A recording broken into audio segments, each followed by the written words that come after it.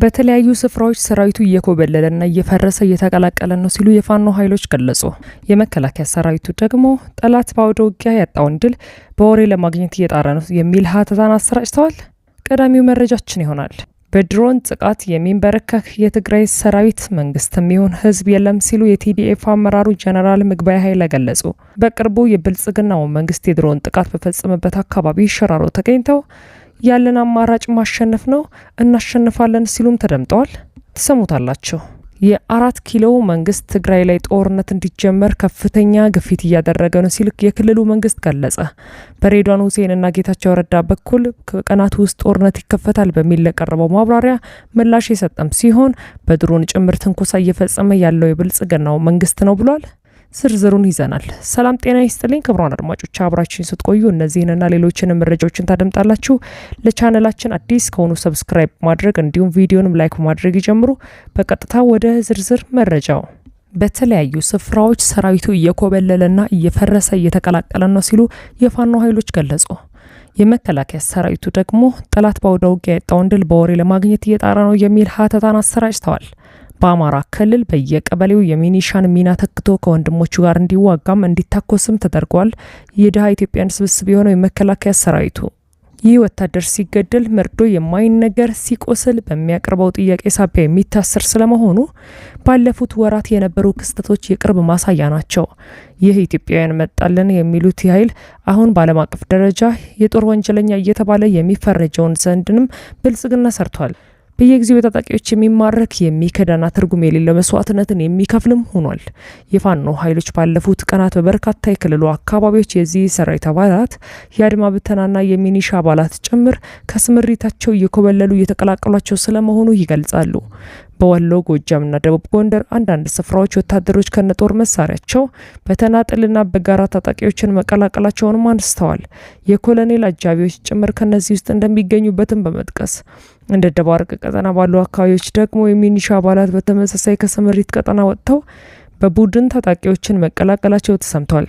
የመከላከያ ሰራዊት ያወጣው ሀተታ ደግሞ ጦር ከፈታው ወሬ ፈታው በሚል ጠላት በውጊያ የተነጠቀውን ድል በወሬ ለማስመለስ በሚል ቢጥርም ወታደሩ ለሐሰት ትርክት አይጠለፍም የሚልም ሆኗል። የመከላከያ ሰራዊቱ በየካምፑ ምርጫ እንዲያደርግ በሚል ባለፉት ቀናት የውጊያዎችና የጥቃቶች መጠን ጋብ ብሎ እንደነበር የሚታወቅ ሲሆን አሁን ደግሞ በአንዳንድ አካባቢዎች የሰራዊቱ ስምሪቶች መኖራቸውም ታውቋል። የደቡብ ወሎ ዞን አምባሰል ተራራማ ስፍራዎች ደግሞ በቀዳሚነት ይጠቀሳሉ። የፋኖ ኃይሎች በዚህ አካባቢ ከኮታ በር ዚያ ይንቀሳቀስ በነበረ የመንግስት ኃይል ላይ ድንገተኛ ጥቃት በመክፈት ጉዳት አደረስን ብለዋል። ሰቆጣ ቀጠና ሐሙሲት አካባቢም፣ በሰሜን ሸዋ አረርቲ ከተማ፣ በጎጃም ቀጠና ወይራና ሌሎችም ስፍራዎች ላይ ደግሞ በክልሉ የጸጥታ ኃይሎች ላይ ጥቃቶች መድረሳቸው ነው የተነገረው። ይህ በእንዲህ እንዳለ በድሮን ጥቃት የሚንበረከክ የትግራይ ሰራዊት መንግስትም ይሁን ህዝብ የለም ሲሉ የቲዲኤፍ አመራሩ ጀነራል ምግባይ ኃይለ ገለጹ። በቅርቡ የብልጽግናው መንግስት የድሮን ጥቃት በፈጸመበት አካባቢ ሽራሮ ተገኝተው ያለን አማራጭ ማሸነፍ ነው፣ እናሸንፋለንም ሲሉ ተደምጠዋል። ከቀናት በፊት የአብይ አህመድ አገዛዝ በታታሪ ቦምብ ሽራሮ አቅራቢያ አርሚ 13 ብሎ በሚጠራው የትግራይ ሰራዊት አባላት ላይ የድሮን ድብደባን አድርሶ ሰብአዊና ቁሳዊ ጉዳት ማስከተሉ የሚታወስ ነው። የዚህ አርሚ አዛዥ ትናንት ያደረጉት ንግግርም በ17 ዓመቱ የትግራይ ትጥቅ ወቅት የነበረው በኃይልና አስተዳደራቸዋለን አታስተዳድሩንም የሚል ነበር። የአሁኖቹ ግን እናጠፋችኋለን አንጠፋም ሆኗል ብለዋል። ከአካባቢው ማህበረሰብ ጋር በተደረገ ውይይት ላይ የተገኙት የቲዲኤፍ ከፍተኛ አመራሩ ጀነራል ምግባይ ኃይለ ደግሞ የትግራይ ህዝብ ጠላት የሆነው የብልጽግናው ስርዓት በሰራዊታችን ላይ የድሮን ጥቃት ፈጽሟል። በዚህ የሚንበረከክ የትግራይ ሰራዊትም ሆነ መንግስትና ህዝብ ግን አይኖርም። እኛ እንደ ህዝብ ለህልውናችን ራሳችንን በራሳችን መብታችንን ለማስከበር የወደፊት እድላችንንም እውን ለማድረግ ነው የምንታገለው።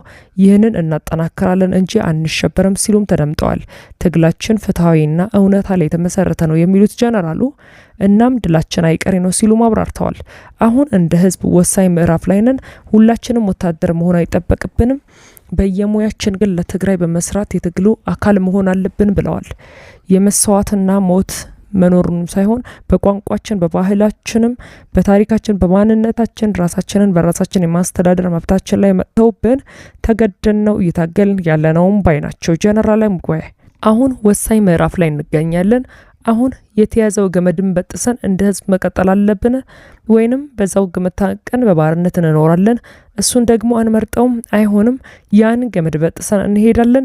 ያለን አማራጭ ማሸነፍ ነው። እናሸንፋለን። ደግሞ ዋናው አላማችን ህልውናችንን ማረጋገጥ ነው። ህልውናችንን ማስቀጠል። እኛ በራሳችን ስራችንን እየሰራን ነው። መዳረሻውና ግቡ ላይም እናደርሰዋለን። ተበታትናችኋል። ያኔ የከፈላችሁትም መስዋዕትነት ተሳስታችኋል። እጃችሁን ስጡ ነው የተባልን ያለ ነው። ፈጽሞ አይሆንም። ለነዚህ አካላት በዚህ ዘመን እጃችንን አንሰጥም እኛ ሲሉም ተደምጠዋል። ይህ በእንዲህ እንዳለ የ4 ኪሎ መንግስት ትግራይ ላይ ጦርነት እንዲጀመር ከፍተኛ ግፊት እያደረገ ነው ሲል የክልሉ መንግስት ገለጸ። በሬድዋን ሁሴንና ጌታቸው ረዳ በኩል በቀናት ውስጥ ጦርነት ይከፈታል በሚል ለቀረበው ማብራሪያ በሰጡት ምላሽም በድሮን ጭምር ትንኮሳ እየፈጸመ ያለው የብልጽግናው መንግስት ነው ብሏል። እስካሁን አጸፋ ያልሰጠነውም ለሰላም ካለ የመጨረሻ ሙከራና ፍላጎት እንጂ ራሳችንን ለመከላከል እንገደዳለን ሲልም አሳውቋል። የቀድሞ የህወሓት የአሁኑ የብልጽግና ሹም ጌታቸው ረዳና ያገዛዙ የደህንነት ኃላፊ ሬድዋን ሁሴን አልጀዚራ ላይ ያወጡት የጋራ ጽሁፍ ህወሓት የኤርትራ መንግስትና የፋኖ ኃይሎችን የሚከስ እንደነበርም የሚታወስ ነው። ሁለቱ ሹማምንት ከሰሞኑ የድሮን ድብደባዎችን የፈጸመውን የሚያገለግሉትን አገዛዝ ተከላክለው ከትግራይ በኩል ግን ጦርነት ሊከፈትብን ነው ሲሉም ገልጸው ነበር። ጦርነት ይጀመራል ያሉት ደግሞ በቀጣይ ቀናት በሚል ነው። ይህን በተመለከተም ምላሽ የሰጠው የትግራይ ክልል መንግስት ደግሞ ጉዳዩን አስተባብሎ ጦርነት የመጀመር ፍላጎት ያለውና ከብልጽግናው መንግስት በኩል ነው ሲልም ገልጿል። የኮሚኒኬሽን ቢሮ ኃላፊው አብርሃም ሀጎስ እየተዘጋጀ ያለው የፌዴራል መንግስቱ ነው፣ በትግራይ ዙሪያ ሰራዊት እያሰፈረ ያለው ራሱ ነው፣ የድሮን ጥቃት የፈጸመው ራሱ አይደለም ወይ በማለትም ሲናገሩ ተሰምተዋል። እስካሁን ጥቃቶች እየተፈጸሙም አጸፋ ከትግራይ በኩል አልተሰጠው ለሰላም እስከ መጨረሻው እድል ለመስጠት ነው ሲሉም አንስተው እነሱ ጦርነት ጀመሩ ለማለት የሚደረገው ተደጋጋሚ ትንኮሳ ወደ ጦርነት ከተሸጋገረ ግን ራሳችንን ለመከላከል እንገደዳለን ይላሉ። የፕሪቶሪያው የሰላም ስምምነት የትግራይ ህዝብን መጥፋት ለማስቀጠል ጥቅም ላይ አውሎታል በሚል የከሰሰው የትግራይ ክልል መንግስት ህዝቡ ግን እየተጎዳም ዳግም ጦርነት አልሸከምም ብሎም እስካሁን በትዕግስት ቆይቷል ብለዋል።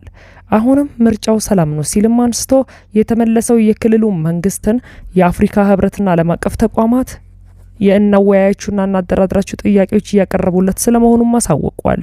ይህ በእንዲህ እንዳለ ፊልድ ማርሻል ብርሃኑ ጁላ የ1960ዎቹ ትውልድ ባንዳ ነው እያሉ በቅርቡ መናገራቸው ይታወሳል። ፕሮፌሰር መራራ ጉዲና አብዛኛው የ60ዎቹ ትውልድ ያለው እዛው 4 ኪሎ አይደለም ወይ ሲሉም ገልጸዋል።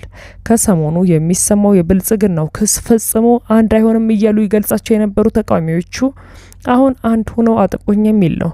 ከሀገር ውስጥ ኃይሎች ባሻገር ከውጭ ኃይሎች ጋር በመጣመርም እንደ ጽምዶ ያለ ጥምርትንም እየፈጠሩ አሴሩብኝ ሲልም ይሰማል።